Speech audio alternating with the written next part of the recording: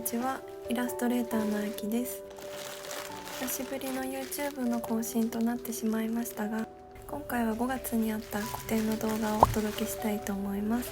個展1ヶ月前の最後の準備の様子と当日の様子や今回の個展で学んだこと、感じたことなどもお話できたらいいなと思います。よかったら最後まで見てもらえたら嬉しいです。今回の個展はずっと私が絵描きになってやりたかった夢の一つで、いつかやろうと思ってもいつかはずっと来ない、そのことに気づいて思い切って今年の目標にしようと思いました。理想の個展にはまだいろんな面で程遠いけど、今の自分でできる個展をしよう、きっとそれでもやることに意味はあるはずと思い挑戦することにしました。展示は夜明けの花展という名前で、見た人が安らぎや希望も感じられるような、明けない夜はないと朝日を待ち遠しく待つお花のアートの展示にしようと思いました。今開封したのは大好きなペトレキャンドルさんという作家さんのお月様のキャンドルです。準備の期間中、好きな作家さんの作品からお守りのようにたくさんパワーをいただいていました。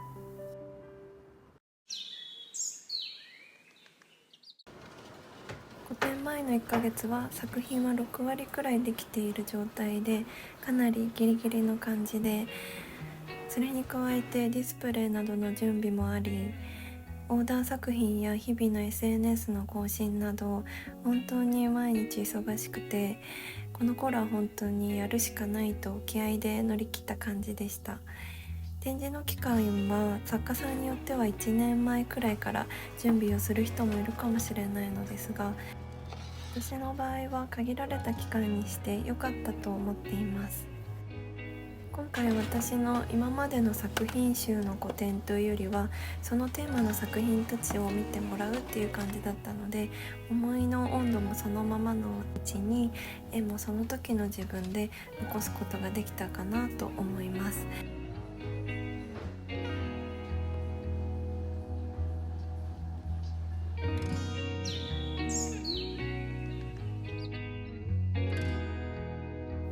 今からプロフィールコーナーに飾る YouTube の QR コードリーダーを作っていきます。今回自分の作品に合った世界観にしたいと思ったので、ディスプレイなどの小物も全部自分で用意することにしました。今回ディスプレイに使った小物はほぼティームというところで調達しました。怪しげな中国サイトかなと思っていたんですけど、お手頃でおしゃれな商品がたくさんあって、品質はこういう小物系だったら特に問題はないのかなと思いました。私はちょっと心配だったので、念のためコンビニ払いで頼んでみました。今作ってる QR コードリーダーは無地のボックスを頼んで、それにアートを書いて古本っぽい感じにしてみました。 QR コードリーダーってだいたい小さくて気づかないことが多いので、大きめのボックスのアートで目立たせられたらいいなと思って、あらかじめ QR コードを厚紙に印刷しておいて、最後に貼って完成です。次もプロフィールコーナーに置くディスプレイの小物を作っていきます。こちらも先ほどの通販サイトで購入した木製のパレットです。初めてアクリル絵の具を木の板に描いたのですが、木の色がうっすら下から出る感じで落ち着いた味のある仕上がりになって嬉しいです。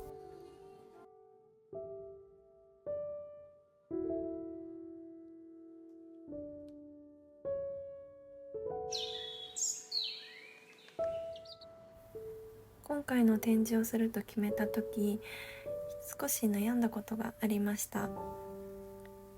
私は日頃デジタルの女の子のイラストを描いて SNS に上げたりお仕事をいただいたりしているのですが、私の中でこのデジタルの女の子のイラストは商業用の絵という認識で、鑑賞用のイラストというより使うイラストというイメージでした。でもこの女の子たちの絵があって今の私がいるので、この個展にはなくてはならない気がしました。そこでこの女の子の絵を見て味わう絵にしたいと思い、キャンバスに印刷をして、その上からアクリル絵の具でお花の部分だけ描くことにしました。デジタルとアナログが一緒になった絵を描くのは初めてでしたが、お花を描いていくうちに女の子たちが生まれ変わっていくようで、なんだかとても嬉しい感覚になりました。デジタルの絵もアナログの絵もどちらも私の絵であって、もしかしたら見ている人はそれが使う絵なのか見て楽しむ絵なのかあまり気にしていないのかもしれないけど、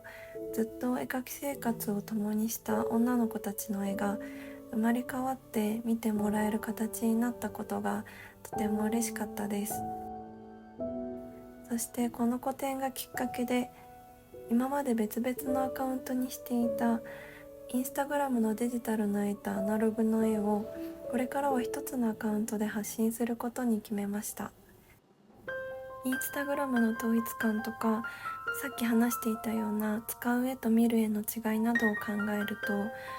これが正解かはわからないけど、個展に見に来てくださった方たちがどちらも私の絵として大切に同じように癒されたと言ってくださったので、これからはもう少し自由に発信しようと思うことができました。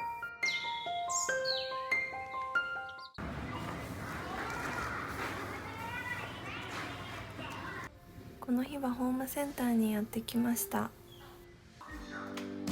プロフィールコーナーに使うディスプレイの材料を探しています。あれかな、お目当てはこの発泡板なんですけど、等身大くらいの大きさにしたかったからめちゃくちゃ大きくて、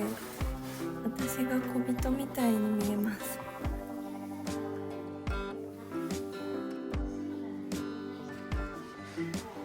小人がレジに持って行っています。今回プロフィールコーナーに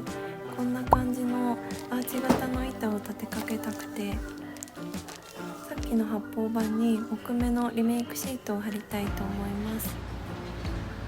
180センチの高さと横が90センチくらいあったので、車にこんな感じで積んですごい状態になってました。別の日に今度は発泡板をアーチ型に切っていきます。今回ギャラリーが壁を使えなかったので、プロフィールコーナーはこういう立てかける板で飾ろうと思ったのですが、このコーナーも一つのアートを感じるちょっとおしゃれなブースにしたくて結構力を入れてました。アーチの部分は中心からコンパスで円を描くみたいに、こちらの紐にペンをつけて半円の線を描いていきます。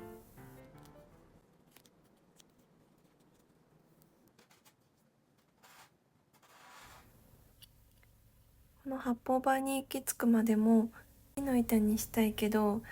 木だとアーチ型に切れないし、こういう布のアーチ型のセットも見つけたけど、それだとアートやプロフィールの説明の紙が飾れないし、一つやろうと思ったことでもいろんな壁が出てきて、やってみてわかることばかりでした。その度一つ一つ自分で壁を乗り越えるしかなくて、一つ乗り越えたらまたもう一つ壁が出てきて、全然進めていないような気がするけど、そんな時に友達がかけてくれた言葉があって、一歩一歩だねって。でもその一歩がすごく大きいねと言ってくれました。進んでいないように見えるけど、小さな一歩は小さな自信と経験になって、これから何かまた挑戦する時も大丈夫、あの時も頑張れたんだから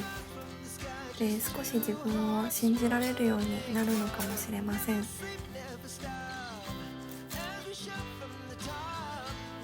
がカッターで切ったらデコボコになってしまったので、別の友達にアイディアをもらってコンロでカッターを熱して電熱線のような感じで綺麗にしています。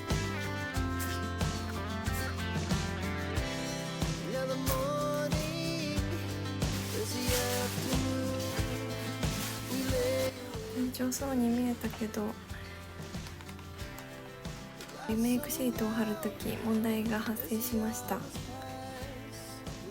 泡板になんとリメイクシートがくっつかず、別の日に発泡板とリメイクシートの間に紙をボンドで貼って間にかませることにしました。もうこの発泡板の下り長くなってきてごめんなさい。この紙を貼るだけなのに本当に大変で、丸1日くらいかかってしまいました。ちょっとここからは早送りでお送りします。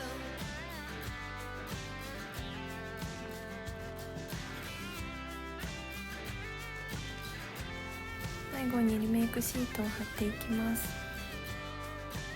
リメイクシート薄いしシワになりやすいしで、押さえる手がもう一人欲しいと思いました。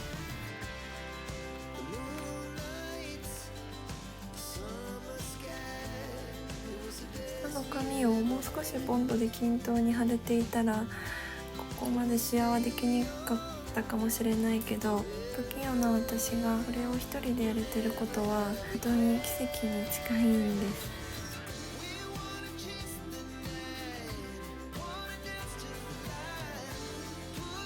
自分には絶対無理と思っても、その場にいるのが自分しかいなかったら意外とやれるものだなと思いました。もしかしたら何事もやる前は怖いけど、思い切ってやってみたら意外と新しい自分を発見できるのかもしれません。このアーチ型のボードのおかげでそんなことを思いました。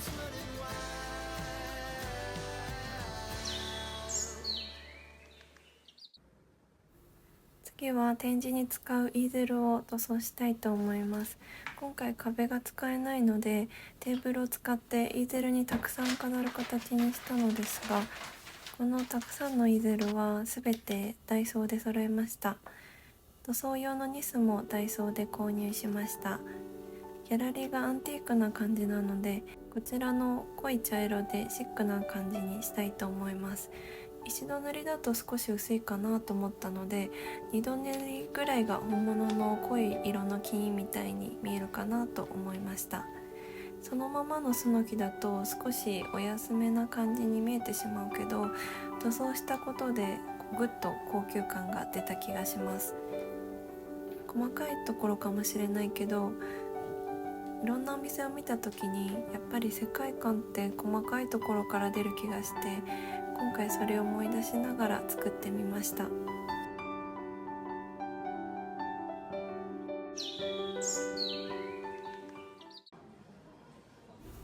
いよいよ準備も大詰めになってきて、搬入日の前々日になりました。この日は展示に来ていて、こちらのハンコのインクなどを購入して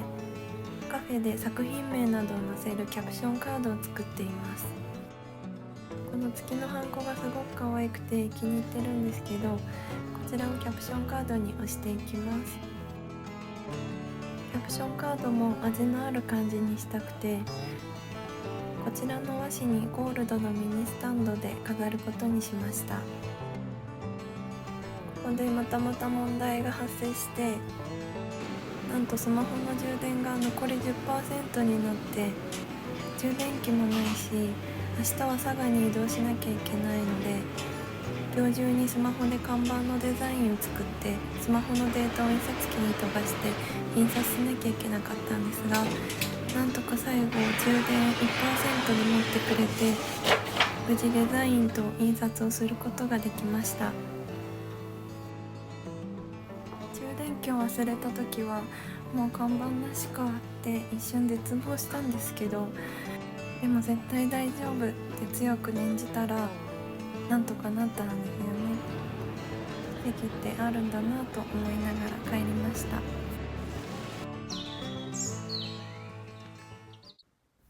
いよいよ搬入日の前日で福岡から佐賀に移動します。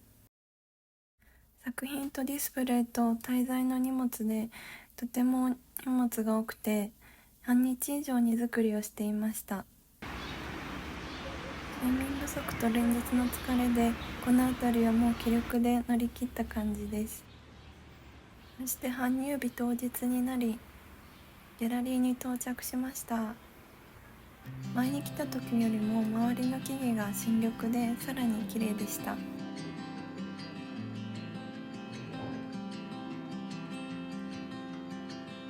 佐賀では実家に滞在していて、両親が荷物を運ぶのを手伝ってくれました。ディスプレイは試行錯誤するだろうなと思ったので、全部一人でやっていきます。あらかじめシミュレーションしていたこの計画表をもとに飾っていこうと思います。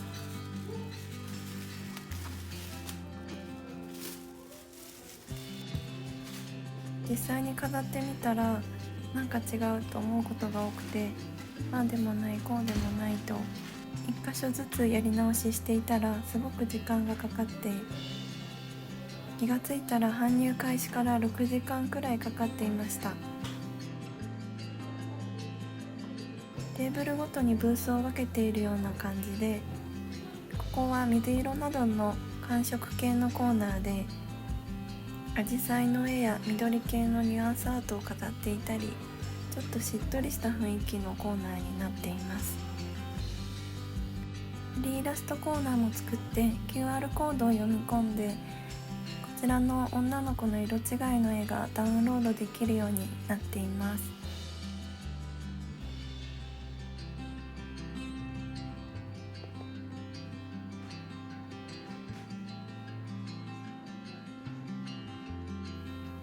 次のコーナーは桜の絵が多いピンク系の春の雰囲気のあるコーナーを作っています。お守りのようにお家に飾っていたペトレキャンドルさんのキャンドルも飾っていきます。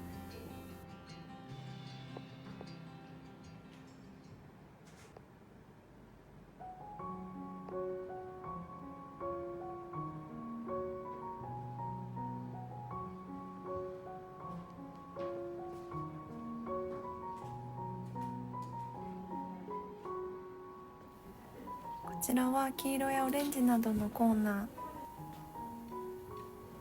ひまわりの女の子の絵や黄色や暖かい色合いの絵、天使の羽の空の絵など、見に来た人が最初に目にする場所で希望やエネルギーを感じてもらえたら嬉しいなと思いながら飾ってみました。次は一番苦戦したアーチ型の板を飾っていきます。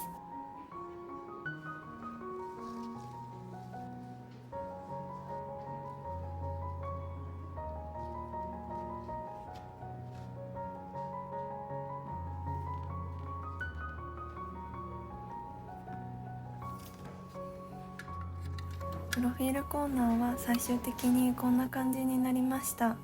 インスタグラムでもこのアーチの進捗をずっとストーリーズに載せていたので、来てくれたフォロワーさんたちは真っ先にこのアーチ完成したんだねと言ってくれました。こちらはインスタグラムで載せていたお花の星座シリーズのイラストコーナーです。こちらは個展のために描いた絵ではないけど、見てくれた人が自分の星座の絵を探したりして楽しめるかなと思って作ってみました。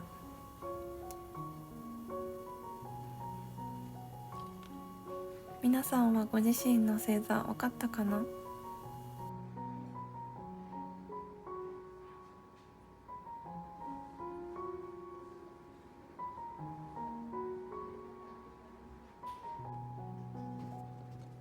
こちらは本当におまけで、スタバシリーズのイラストの絵も印刷して本にしてみました。シマウマさんで印刷したんですけど、想像以上に綺麗にできました。こちらは四季のお花の絵。本物の季節のお花を部屋に飾ることは難しくても、アートで季節を感じるのもいいのかなと思います。全体を見渡すとこんな感じです。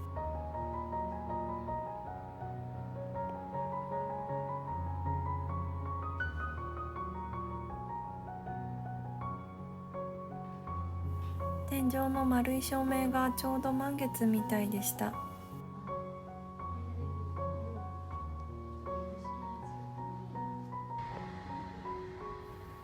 お家に帰って行きますと言ってくれたフォロワーさんにあげる月のミニアートを作ってました。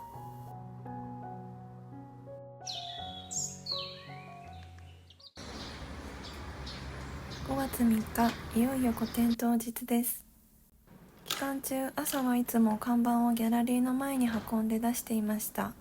ちょうどゴールデンウィーク期間中で、隣の佐賀県立美術館で山下清展がやっていたこともあり、駐車場はいつも満車で、たくさんの人が見に来てくれました。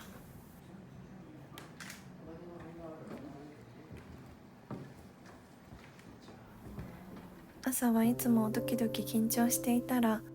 続々と温かいつながりの方たちからお花が届きました。友達がお花を持って現れた時は涙が出そうになりました。そのお花は期間中こちらの緑が綺麗な場所に飾ってもらいました。お花を見るたび遠方から応援してくださってる方たちがその場で見守ってくれているように感じました。今年90歳になる祖母も見に来てくれました。私が絵描きになった時に真っ先に絵を頼もうとしてくれて、ずっと応援してくれている祖母。言葉は以前より少なくなってしまったけど、いつも全力で表情で気持ちを伝えてくれます。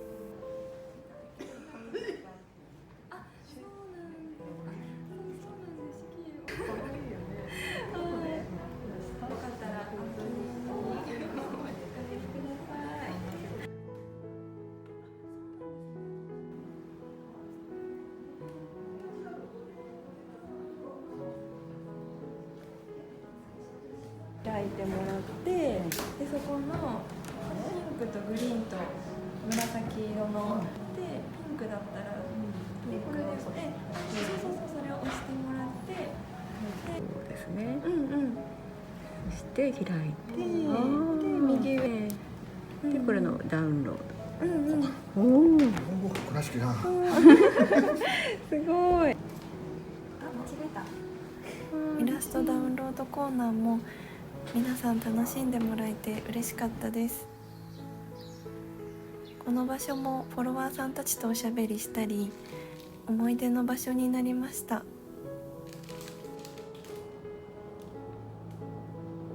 人がいない時を見計らっていただいたお花に水をあげていました。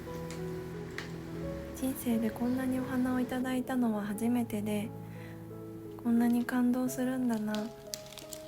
お花ってこんなに気持ちが伝わるんだなって思いました。このギャラリー横のテラスはいつも鳥の声がしていて、風も気持ちいいし、来てくれたフォロワーさんたちもいい場所だねと言ってくれました。母が作ってくれたお弁当を食べています。最終的に個展に来てくれた人たちは、1日目は77人、2日目は64人、3日目は50人で、信じられないけど3日間で200人近くの方たちが見に来てくれました。九州や滋賀や大阪、関東など県外から来てくれたインスタグラムのフォロワーさん、私に会いにと同じ会期に2回も来てくれたフォロワーさん、自分は来れないから代わりにと来てくれたフォロワーさんのご家族やご友人の方、本当に嬉しくて涙しそうになる瞬間がたくさんありました。皆さんと実際にお話できた時間は本当に貴重でかけがえのない時間になりました。最終日の夕方はインスタライブで来れなかった方たちに個展の様子を配信していました。最後空っぽになったギャラリーで夢のような3日間を思い出しながら、まだその空間からいただいた声が聞こえてくるようでした。絵がとっても柔らかいね、気持ちが優しくなります。と作品にかけてくださった言葉や絵の雰囲気に似てるね、お会いできてよかったと私自身にかけてもらった言葉、どの言葉も忘れられず、ずっと心に残しておきたくて、毎日長い日記を書いて覚えれるような時間を文字で残しました。絵描きになって3年半、ずっとオンラインでお仕事をしていた私、今まで自分にも作品にもどこか自信がなくて、でも今回の個展で生で自分の絵をたくさんの人に見てもらえて、直接お声を聞けて、リアルで感じられることの大きさを知り、人生において他の何にも変えられない貴重な体験になりました。今の自分でやってみて本当に良かったと思っています。これからまた不安になったり臆病な自分になることもあると思うけど、小さな勇気をまた思い出せたらいいなと思います。そして今回の自分の一歩がまた誰かの小さな勇気になりま